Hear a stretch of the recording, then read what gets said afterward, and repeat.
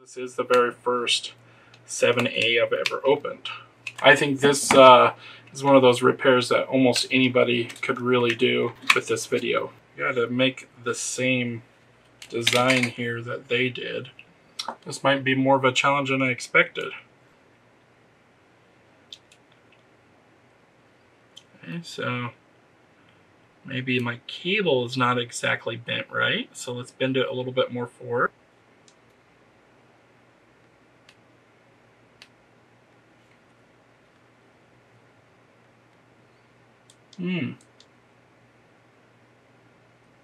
Doesn't like to be bent.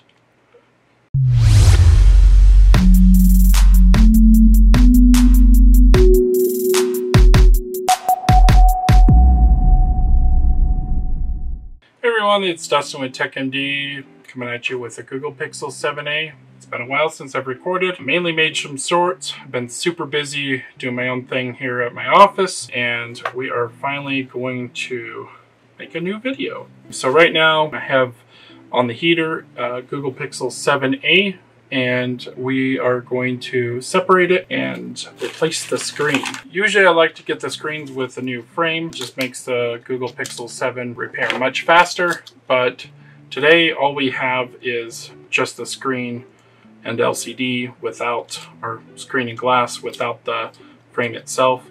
So it just makes it more challenging, but no problem, we can make it happen today. Ideally though, you just pop off the frame and put a new one on. It's pretty simple. This one just has a little bit more additional steps. So after leaving it on the heater at 90 degrees Celsius, I recommend like one of the blue mats. That's ideal. You could use a heat gun. It's time to remove. You're going to need a couple tools, and really not too much for this for tools actually. Make sure your phone is turned off. I like to use the iFlex tool to remove that, and with the frame this could definitely help as well. A lot of the new ones do require programming. If you switch out the home button with a new one, especially if you're buying genuine, but ideally I like to just keep it so you don't have to reprogram it. So we're going to get our tool in between the frame and the glass here and start separating. Should come off relatively easy. If you want to do glass repair only, I don't know anybody who does on this particular, or on Google Pixels. It's pretty challenging and you need special equipment. So we have opted to never do those ever again. So right now I'm just cutting off the adhesive and loosening this up. And while we're doing that, I'll explain. In the link in the description, you can grab the parts from Engadgets. I don't recommend Amazon. You never know what you're going to get, and no warranty. With Mobile Centrics, you have to be a business, but they're a great option as well. And if you're just an individual, then I recommend Engadgets. You can get as fast as overnight shipping, I think for as cheap as 15 bucks. So it's not too terrible. And then these screens are not too expensive as well. I think this is one of those repairs that almost anybody could really do with this video. There might be something in here, so I'm just taking my time and being cautious, because this is the very first 7A I've ever opened. I figured, what the heck, I'll get a video. It's pretty ghetto setup, but you know what? I don't really have a setup for filming, but I've really been wanting to get it done for you guys. So yeah, oh actually this does require a screw, so probably a T3, T2 Torx screwdriver will help you. Be careful with Torx, you don't want to strip it. Alright, next is we're going to lift up this bracket here. It kind of pops up by itself, it looks like, which is nice. And just set our two pieces over there out of the way. This is a grip mat, I love it. We're going to go ahead and just pull and disconnect. Alright, now if you couldn't turn off your phone, you can always reboot it by holding the volume up and volume down for about 10 to 15 seconds. It should reboot once you get the new screen on. Or you can... Oh, this one doesn't even have a frame. So this is the only way they come. So there's no way to remove the frame, and I don't think you get through the back. But I'm not sure how you can get through the front either. Not exactly sure how we disconnect it. I'm assuming you'd have to go through the back in order to disconnect the battery. Very interesting. I always see cheaper phones making life more difficult. Let's go ahead and start working on this fingerprint reader. You got to be really careful not to damage it, especially if you don't have additional one for a backup, which I don't. Got to remove the captain's tape off of it. Very annoying. Go ahead and disconnect or lift up this little bracket. Recommend some tweezers or maybe even something like this to lift it carefully up. So now we're going to carefully pull it out of its slot. And what I like to do is take some isopropyl alcohol. I use 99%, but you can use 90% or better. And just let's help loosen up this fingerprint sensor. But we're going to go ahead and put this screen on the heater for about 5 minutes. All right, next we're going to go ahead and test the screen, and we can clean up the frame as well while it's turning on. This little flap's kind of a nuisance.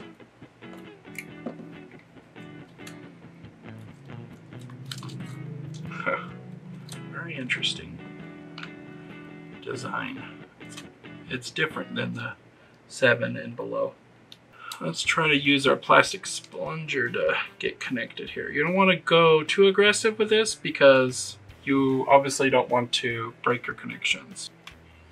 You got to make the same design here that they did. So we're going to fold over.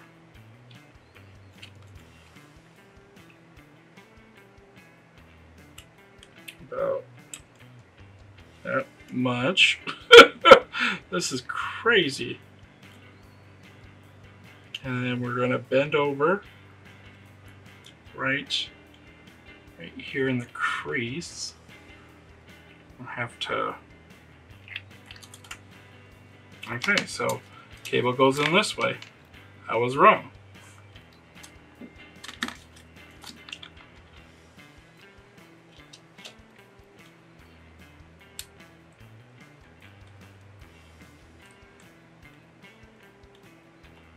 Just using that sponger to get the good click there.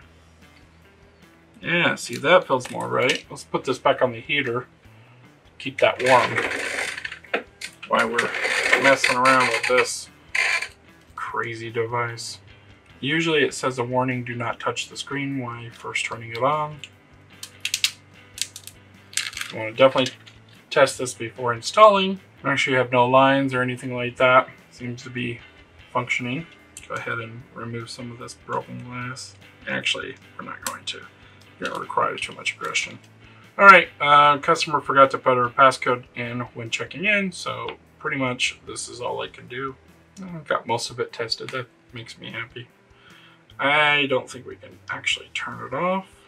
Yep. Well, I guess you'll see the reset if I need to do that. We're gonna go ahead and pull this back out very carefully.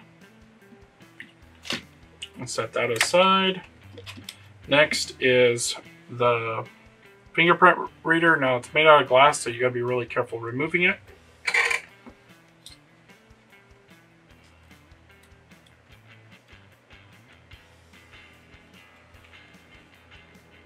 Get some alcohol. Try to help get that loose a little bit. Alcohol's kind of coming around with me, which is nice. Makes life a lot easier. Glue never came off. That's interesting. Now we got to remove the glue and clean it with alcohol, and we're going to glue it to this one. All right, let's see if we can manage to get some of this glue that's still on there, because since we already got it soaked in alcohol, it's not going to be as good. I'll get this black layer up. You can use T7000 to re-glue this down. That's what I'm going to use for the edges, but I'd recommend using Tessa tape. Makes life much better. Now for gluing down the screen, you can use T7000 and clamp it for about 20 minutes. Ideally 2 hours if you don't have a customer.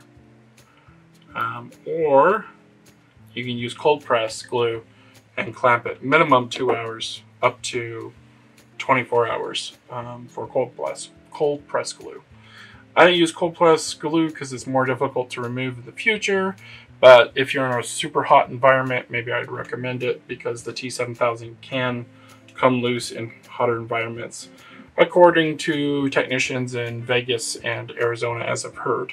So I have these special cloths. You can order them. I can't remember what they're called, but there's no normal microfiber rags have, leftover little hairs, and not with these. These are ideal for cleaning the Pixel.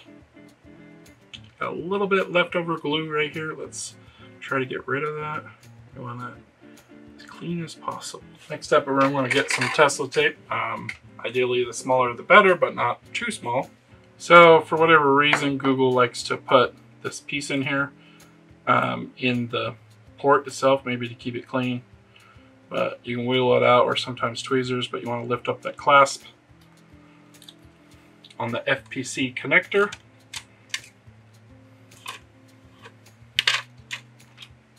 If you want to mail in your device, you can always do that. Contact us on our website through live chat, and I'll explain everything. Basically, you just click the check-in button and fill out all your information. We'll send you a label, and then you mail your device in. We'll fix it next day, and we'll mail it back out for free. The rates are always changing based on demand, so sometimes price goes up, sometimes price goes down. So I just like to put a nice thin strip right here as much as I can, as close as I can to the glass, or the fingerprint hole there for the screen. This is new, the little extra piece. I don't know what that is, but we can cover it. Well, actually, no, that's where the sensor goes. So next we're gonna just remove the Tesla tape. Don't puncture the screen or you're gonna have lines in it.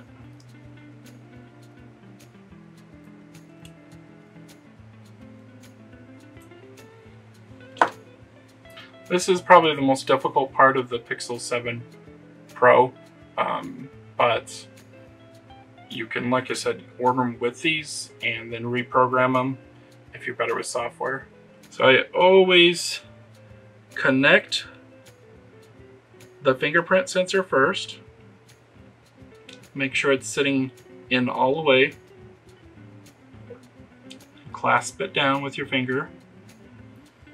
And then set it exactly, the alignment looks like it's aligned with that, so we're just bending it over and then putting it down. It should sit perfectly. Alright, next step is we're going to clean the frame here.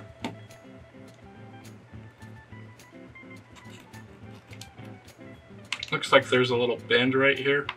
I'm just going to try to bend it back so that way the screen can fit on. It's important to make sure there's no glass left over, including on your frame. So your next step is get one of these little rags again. Clean your frame. If you leave any chunks of glass on there and anything pokes your screen, it's lights out for your new screen and no warranty. Just analyze it, make sure it looks good. We'll put the glue on after we clasp this down because this takes a little bit of time.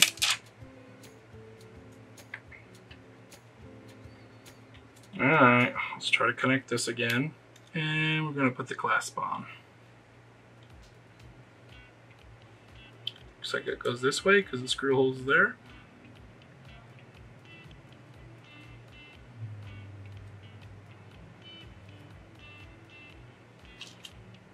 A little bit challenging to get it lined up. It keeps on wanting to go somewhere else.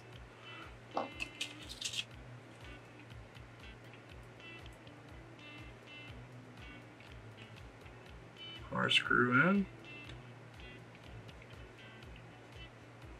Make sure it's not crooked. Alright, let's see if our screen works. Okay, so it does not. So I bet you we're going to have to do that reset thing. So we're going to hold the volume up and volume down. And if I'm wrong, then it'll be volume up and power button. And if I'm wrong, we'll do volume down and power button. I did see something flash. We're trying volume down now. And there we are. All right, next step is T7000. Just going to go around the frame. If you get excessive, it's not that big of a deal, but you don't want to get excessive in the ear speaker, which is up here. There's a little ear hole. So just be careful not to get any kind of glue up there. If you do, clean it off, try it again. Don't push too hard. If you feel like there's some tension, maybe you did something wrong. Okay, so maybe my cable is not exactly bent right, so let's bend it a little bit more forward or less bent. Whatever works.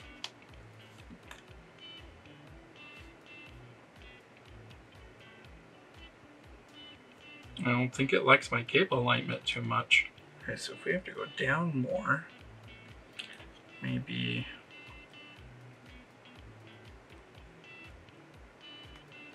we bend it closer to this. Try that.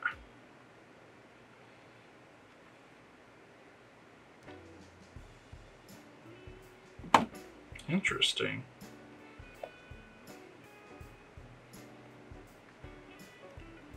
This might be more of a challenge than I expected. The glue is starting to dry, so I gotta hurry. Let's see if the screw is too loose here. I'm trying to bend the cable a little bit more.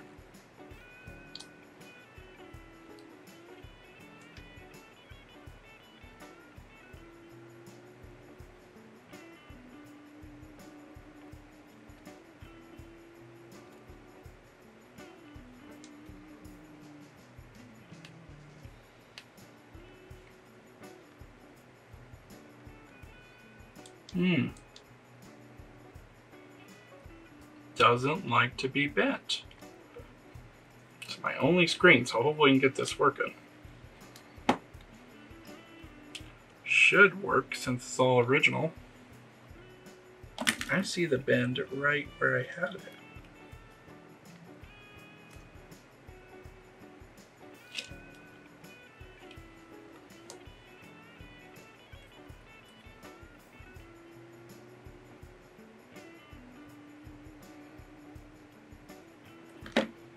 Kind of comes around as a loop.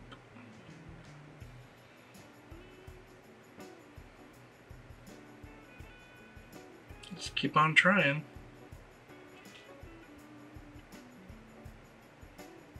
Why is it doing that?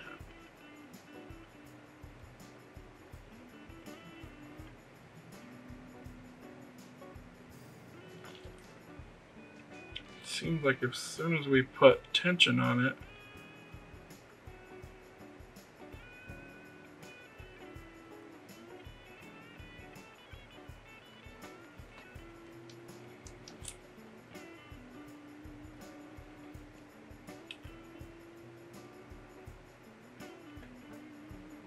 that is strange.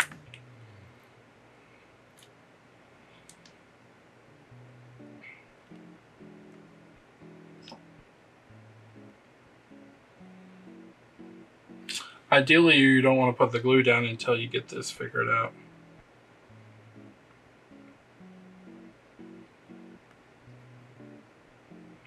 I'm not sure what would cause that.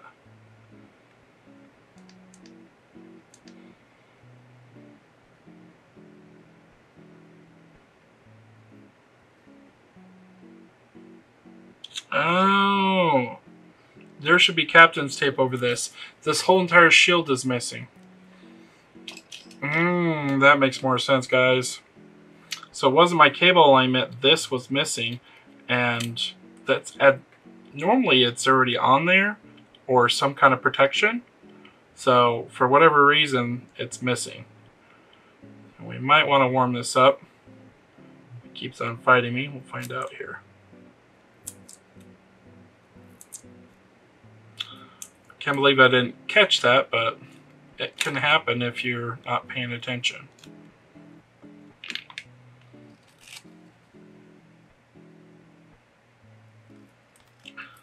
Part of being a good technician is diagnosing and figuring out issues when there's nobody else to help you. And this is one of those issues where no one was there to help me. So, you know, a lot of my technicians come to me and ask me, oh, how do I figure out this problem? And look at that. See, I was right. Now, my glue is already kind of dried up a little bit. So what I'm going to do is put it on the heater for probably about 5 minutes. Let's get it all warm and gooey. And then we're going to put the clamps on, screw it down, and that's it. If you notice it's coming up, then you put a little bit more glue on. But obviously, I'm hoping you're watching this whole video before making the same mistake I did. Anyways, guys, thanks for watching. Hopefully more videos coming in the future, but I do appreciate you watching. And remember, the links are in the description below to purchase these parts. All right, have a good one.